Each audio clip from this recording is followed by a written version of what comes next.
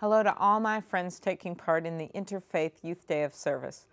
I think you know that I would much rather be there with you in person, but there's just a few things going on in Washington today, and so I'm honored to join you via video. I know you have a great group gathered there at Macalester with college students, high school students, and religious leaders from all walks of life and from all types of faith. You've brought this diverse group together, united behind one very important belief, that our communities are stronger when we celebrate our differences. You should know that a few years ago I co-chaired the Senate prayer breakfast along with a Republican senator from Georgia. Well, every week a bipartisan group of senators gathers to discuss faith, to discuss our lives. We all come from different backgrounds and certainly different faiths, and literally over a 2-year period about 70 senators speak in front of this prayer breakfast. And it was one of the few times where I think people feel safe, they feel they can talk about what matters to them. Nothing that's said comes out of that room, and it's truly been a treasure to me. And so I so appreciate that your group today is bringing people together of different faiths, particularly with the emphasis on service. I know that much of your discussion will focus on ways to replace religious intolerance and bigotry with empathy and respect. This is so important because whether it's our quest for energy independence and homegrown alternatives to foreign oil, or our efforts to move our economy forward and help more people, especially young people, get jobs, to finding ways to make college more affordable, we cannot tackle these big issues facing our country by retreating to opposite corners of the boxing ring. We cannot always talk about our differences. We have to look at what unites us, and that's what I'm concerned about. Some of the things going on in Minnesota right now. If we focus too much on what divides us, we're not going to be able to move forward as a state. Same in Washington. We're not going to be able to move forward as a country. We can't make progress by focusing on the narrowness of our differences. Instead, we need to be willing to engage with one another and come together to find common ground, regardless of what religion we are or what corner of the political spectrum we come from. You all understand that. It's the reason you're there today, to discuss the common values of service, justice, and civic engagement. You're there because you understand that each and every one of us has the power to affect change.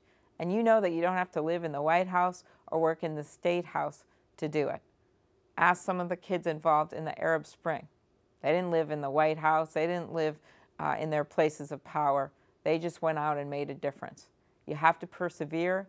You need to believe in yourself. You have to have your faith in your own ability to make a difference, as well as the ability to join with others to make a difference, because you never know where you're going to end up in life. And this is something for the students out there. You know, when I started out in Washington, D.C., I was an intern in the office of Vice President Walter Mondale. I was in college. I was an intern. I arrived my first day bright-eyed and ready to go to work serving the people, public service. And you know what my first assignment was? For 2 weeks, I had to do an inventory of the furniture in every office of every staff member that worked for the Vice President of the United States. And you know what that meant? It meant I had to literally crawl around on the floor, checking the number on each piece of furniture, writing it down, and make sure that it matched the master list. Well, 30 years later, I want to tell you 2 important lessons that I learned from that experience. First, for the good of the reputation of our state, I'm pleased to report that nothing was missing from Vice President Mondale's office. The second lesson is to take your job seriously, because you know what? That was my first job in Washington, and this is my second, so you never know what's going to come next. But here's the thing. By joining together today, you've already demonstrated that you have some really important traits that have put you on the right path.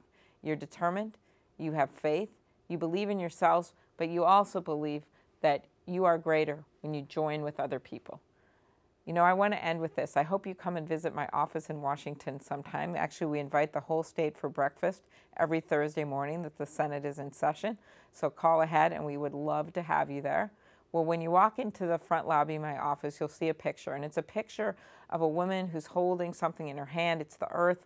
And actually, she's being handed that planet, that globe, by an angel. And the words read this. It says, "In my dream, the angel shrugged, and she said, if we fail this time, it will be a failure of imagination.